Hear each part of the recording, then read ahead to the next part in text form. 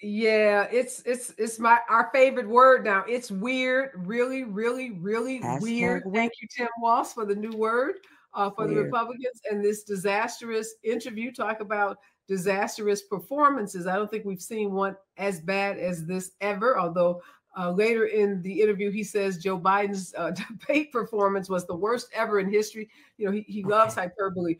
When we come forward, we've got to play the clip about Harris turning black, because I've got to ask you, when did you know you were black? That's the question that's trending on Twitter right now, X right now. When I turned black, let's take a look at why black folks all over social media are posting stories of when they knew they were black. I just defined it, sir. Do you believe that Vice President Kamala Harris is only on the ticket because she is a black woman? Well, I can say, no, I think it's maybe a little bit different. So I've known her a long time indirectly, not directly very much.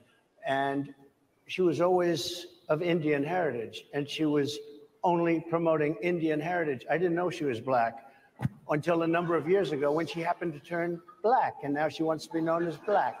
So I don't know, is she Indian or is she black? She is always identified as a black woman. She went to a historically black college. I respect either one, but she obviously doesn't, because she was Indian all the way, and then all of a sudden she made a turn and she became a black person. Just to be clear, sir, do you believe that I think somebody should look into that too when you ask, continue in a very hostile, nasty tone. It's a direct question, sir. Do you believe?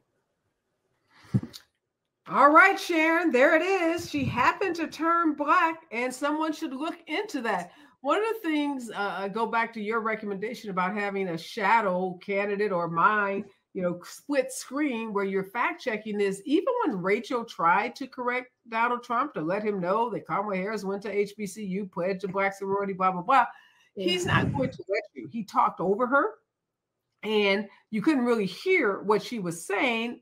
And obviously, as a journalist interviewing someone, you don't want to get into an argument with the person. And if both people are talking at the same time, nobody can hear either person. So it's not an effective strategy with him, because he's not going to let you have the last word. He's going to push back. He's going to be very aggressive.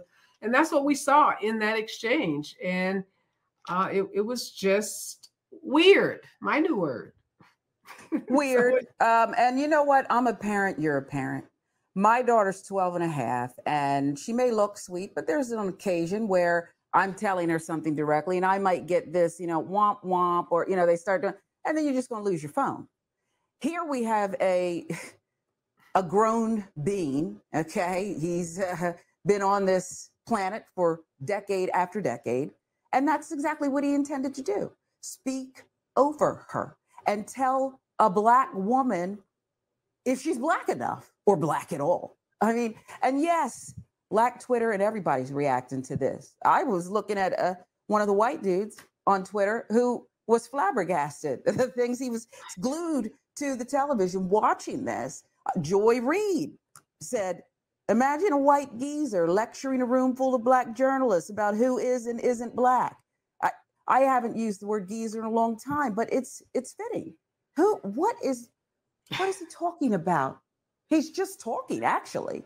He's just talking and being offensive, but again, right to your face, which is why he should not have been in the seat, because he doesn't want to have a serious conversation.